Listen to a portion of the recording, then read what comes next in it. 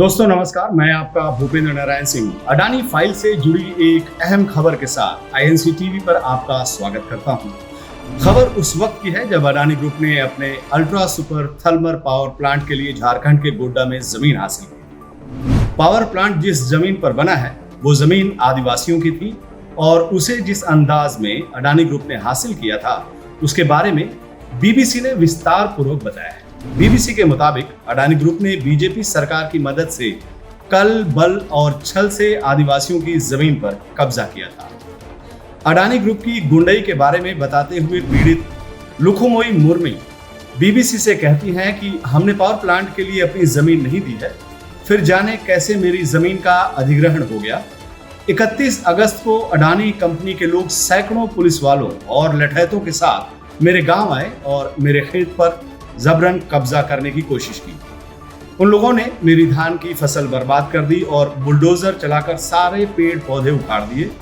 मैंने उनका पैर पकड़ा, फसल नहीं उजाड़ने की मिन्नतें की, लेकिन वो अंग्रेजों की तरह दमन पर उतरे थे। उन लोगों ने हमारी जमीन पर जबरन बाड़ लगा दिया, हमारे पुरखों के शमशान को तोड़कर समतल कर दिया। अडानी ग्रुप के इस पावर प्लांट के लिए माननीय मोदी जी खासतौर पर प्रयासरत थे। पावर प्लांट से पैदा की जाने वाली बिजली सीधे बांग्लादेश को भेजी जानी थी और इसके लिए प्रधानमंत्री श्री नरेंद्र मोदी ने उस वक्त पहल की थी जब वो साल 2015 में बांग्लादेश के दौरे पर गए थे। बाद में जब बांग्लादेश की प्रधानमंत्री शेख हसीना दिल्ली आई तो करार पर मुहर लगा और उसके बाद शुरू हुआ अंग्रेजी राज के स्टाइल में जमीन पर जबरन कब्जा का सिलसिला।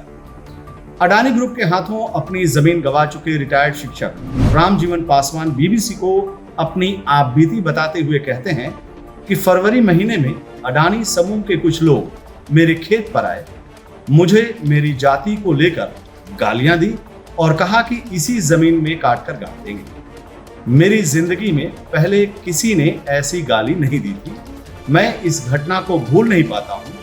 मेरे घर पर ईंट पत्थर से हमला कराया गया और जब पुलिस इस मामले में कोई कार्रवाई नहीं कर रही, जिस पावर प्रोजेक्ट के पीछे सीधे सीधे प्रधानमंत्री का हाथ हो, जिस पावर प्लांट को जमीन मुहैया कराने के लिए केंद्र और राज्य सरकारें कमर कसे हों, वहां पुलिस और प्रशासन की हालत क्या होगी, इसका अंदाजा लगाना कतई मुश्किल नहीं है। वैसे इस बात का अंदाजा आप भी नहीं लगा सकते हैं कि अडानी ग्रुप को खुश करने के लिए गोड्डा प्रशासन ने एक जिंदा शख्स को स्वर्ग तक भेज दिया।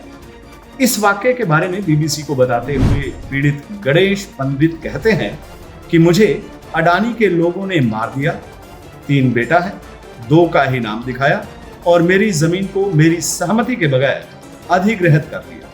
मैंने मुआवजे का पैसा नहीं लिया है, इसके बावजूद मेरी जमीन पर बाड़ लगाकर उसकी घेराबंदी कर दी गई। बीबीसी की ये रिपोर्ट उस वक्त याद दिलाती है जब देश पर अंग्रेजों का कब्जा था और देश कायदे कानून की जगह अंग्रेजों की मर्जी से चलता था। आज हम आजाद हैं, कहने के लिए देश कायदे कानून और संविधान से चल रहा है, लेकिन अडानी ग्रुप ने जिस अंदाज में अपने पावर प्लांट के लिए जमीन हासिल किया है उसे देखकर आप क्या कहेंगे? आपके जवाब का इंतजार है। नमस्कार।